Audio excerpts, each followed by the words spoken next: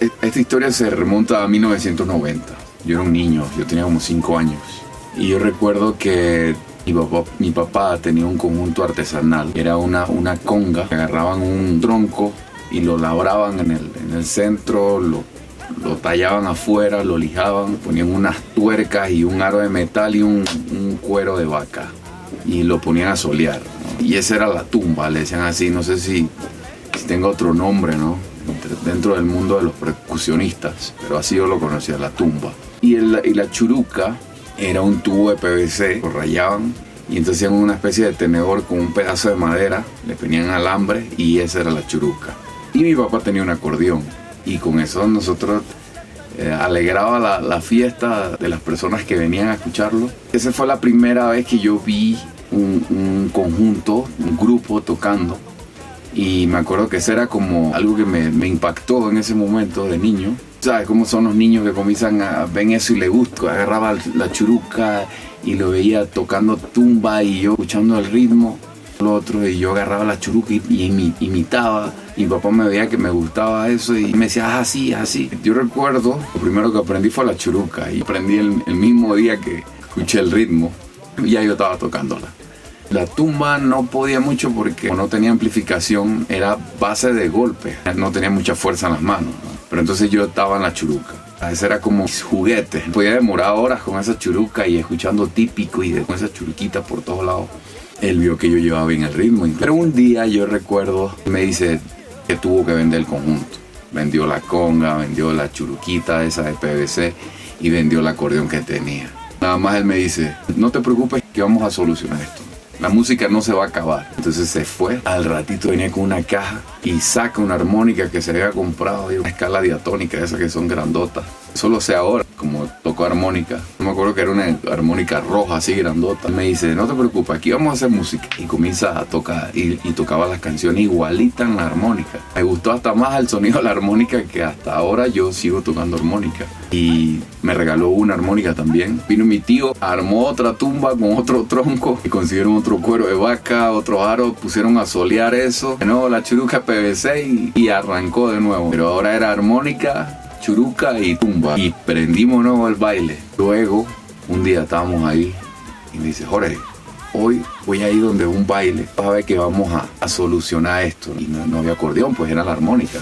El corazón de la música típica es el acordeón. Él admiraba a un artista que ahorita yo no recuerdo, que siempre él ponía en sus cassettes. Entonces me dice, hoy va a tocar este artista y yo voy a ir al baile. Tú tranquilo, dice, tú vas a ver que vamos de nuevo a reactivar el conjunto.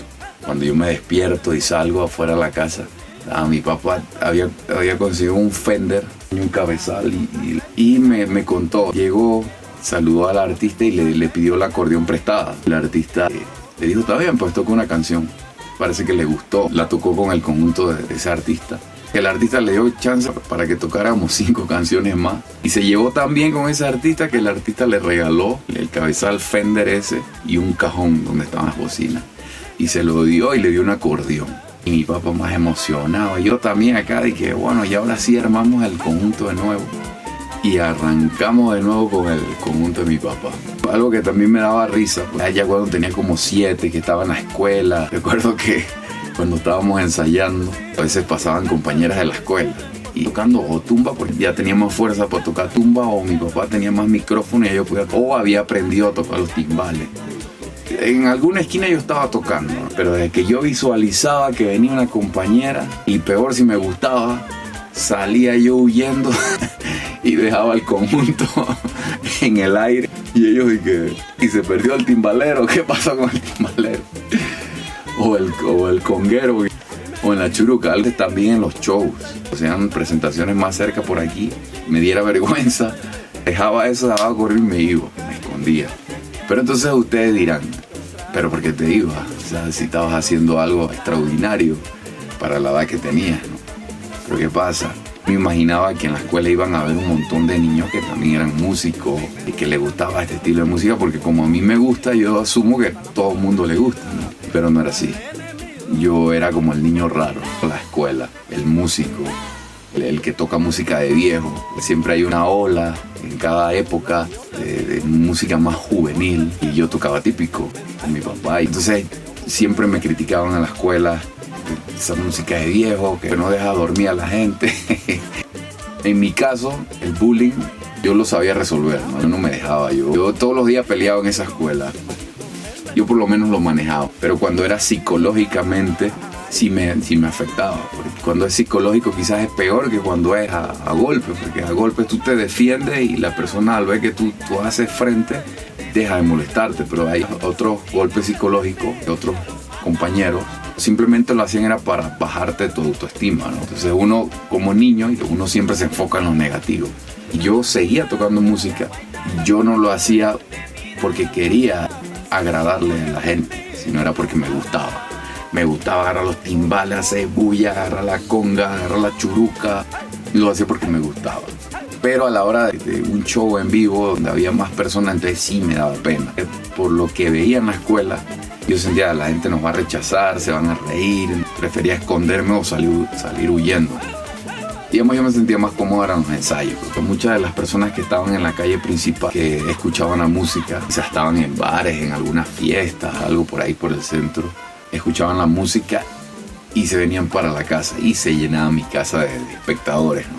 Gente se sentaba al frente, otros parqueaban el carro y otros se quedaban nada más viendo y siempre había gente, o sea, se llenaba de gente. Eso me animaba, porque yo sentía, bueno, por lo menos, o sea, hay personas que sí aprecian lo que estamos haciendo. En fin, yo pienso que eso también es envidia, de personas que no pueden hacer lo que otros hacen y como tú estás haciendo algo diferente, no, yo quiero que vuelvas y hagas lo que hace todas las personas, que dejes de hacer eso. A mi papá le pasaba lo mismo. Y recuerdo un día que mi papá estaba analizando su música, como yo lo hago actualmente. Yo le encantaba analizar diferentes conjuntos, técnicas, estilos. Y llegó un señor y le pegó. No sé, mi papá bastante tranquilo no quiso seguir el problema. Obviamente si hubiera estado todo el conjunto no le hubiera ido bien a ese señor. Pero hubo otra ocasión. Estaban tocando en el conjunto. Quizás no le prestaron mucha atención a los días feriados. Habían normas de ruido. Quizás estaban tomando el día anterior y siguieron en la fiesta. La gente ya aprovechó, llamó, llegó la policía y se llevó a mi papá un viernes. A él y a su guitarrista. Los guardaron, los metieron allá en el cuartel de aquí de Volcán. Desde el viernes, sábado, domingo y lo soltaron el lunes. Y recuerdo yo también que yo le llevé unos abrigos y unas almohadas y hasta una manta. A él, o sea, a pesar de que se lo llevaron, él era amigo de los mismos policías. Pero sí veía a las personas, se reían, o sea, eso era como un chiste, o sea, lo que le pasaba.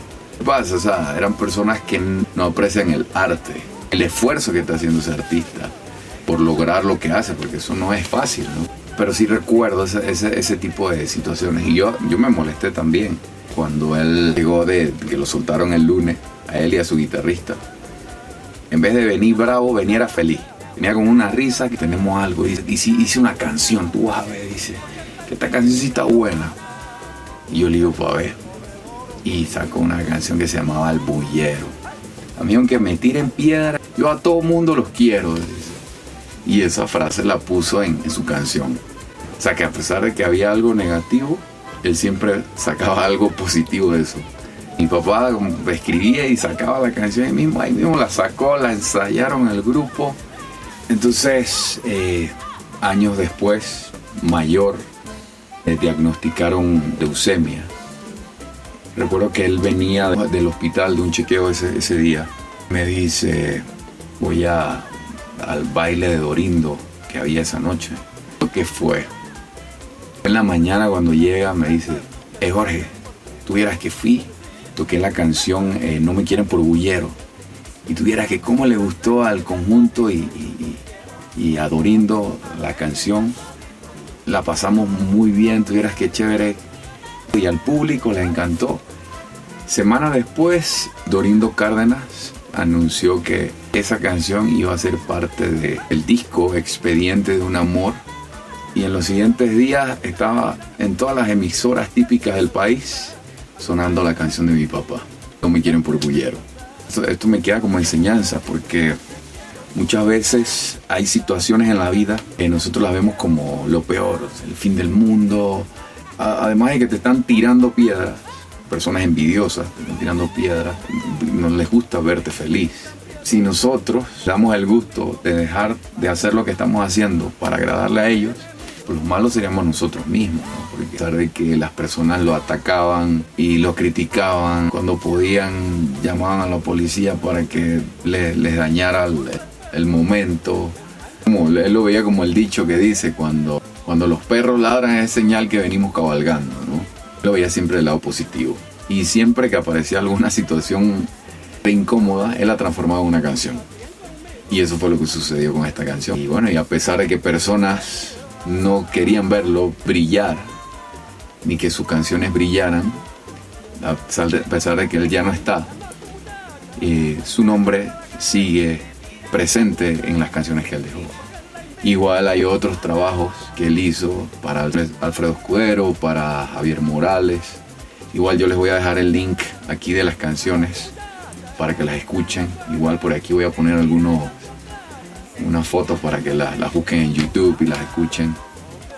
Y sí quería conversarles sobre esta canción, No me quieren por bullero, ya que yo también fui parte de esa historia.